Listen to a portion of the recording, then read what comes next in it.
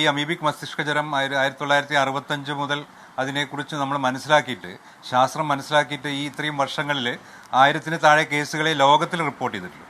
എന്നാൽ 82 കേസ് എനിക്ക് തോന്നുന്നത് കേരളത്തിൽ ഓൾറെഡി ഈ വർഷം 82 കേസ് റിപ്പോർട്ട് ചെയ്തിട്ടുണ്ട്. 21 മരണങ്ങളും കേരളത്തിലുണ്ടായിട്ടുണ്ട്. അപ്പോൾ അത് വളരെ ഒരു അത്ഭുതപ്പെടുത്തുന്ന ഒരു സംഖ്യയാണ്. ഒരു പക്ഷേ ശരിയായിരിക്കാം, നമ്മൾ കൂടുതൽ കണ്ടുപിടിക്കുന്നതുകൊണ്ടായിരിക്കാം നിപ്പയ്ക്ക് ശേഷം ഈ എൻകഫലൈറ്റിസ് കേസുകളെല്ലാം നമ്മൾ വളരെ വിശദമായിട്ട് പഠനങ്ങൾ നടത്തുന്നുണ്ട്. അപ്പോൾ അമീബയ്ക്ക് കൂടി നമ്മൾ നോക്കുന്നതുകൊണ്ട് നമുക്ക് കണ്ടുപിടിക്കാൻ സാധിക്കുന്നുണ്ട്, ശരിയാണ്. എങ്കിലും ഇത്ര അധികം കേസുകൾ ഒരു ചെറിയ സമയത്തിനുള്ളിൽ വരുന്നു എന്നുള്ളത് കുറച്ച് ആശങ്കപ്പെടേണ്ട കാര്യം തന്നെയാണ്. അപ്പോൾ ഇതിനെക്കുറിച്ച് നമുക്ക് പല കാര്യങ്ങൾ കൃത്യമായിട്ട് അറിയില്ല. നമ്മുടെ ടെക്സ്റ്റ് ബുക്കുകൾ നമ്മൾ കാണുന്നതിൻ്റെ മരണം 95%, 97% എന്നാണ്. പക്ഷേ ഇവിടെ നമുക്കൊരു 25% മരണമുള്ളത്. അപ്പോൾ അതിലെന്തുകൊണ്ട് മാറ്റങ്ങൾ വന്നു എന്ന് നമുക്കറിയില്ല.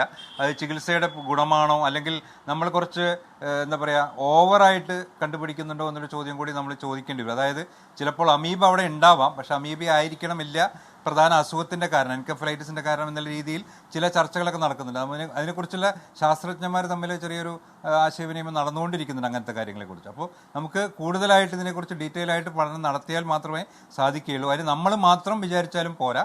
എനിക്ക് തോന്നുന്ന ICMR-ഉം ലോകാരോഗ്യ സംഘടന അതുപോലെയുള്ള എല്ലാ അന്താരാഷ്ട്ര തലത്തിലുള്ള ഈ മെഡിക്കൽ രംഗത്തെ ഈ എല്ലാ സാങ്കേതിക വിദഗ്ധരെയും പങ്കെടുപ്പിച്ചുകൊണ്ടുള്ള വളരെ വിശദമായിട്ടുള്ള റിപ്പോർട്ടിങ്ങും വിശദമായ പഠനങ്ങളും നടത്തിയാൽ മാത്രമേ നമുക്ക് ഇത് എന്തുകൊണ്ട് വരുന്നുവെന്നും ഏതൊക്കെ രീതിയിലാണ് നമ്മൾക്ക് വരുന്നതെന്നും എങ്ങനെ നമ്മൾ ഇത് തടയാമെന്നും എല്ലാം കാര്യമായിട്ട് നമുക്ക് മനസ്സിലാക്കണമെങ്കിൽ കൂടുതലായിട്ട് വിശദമായ പഠനങ്ങൾ വേണം.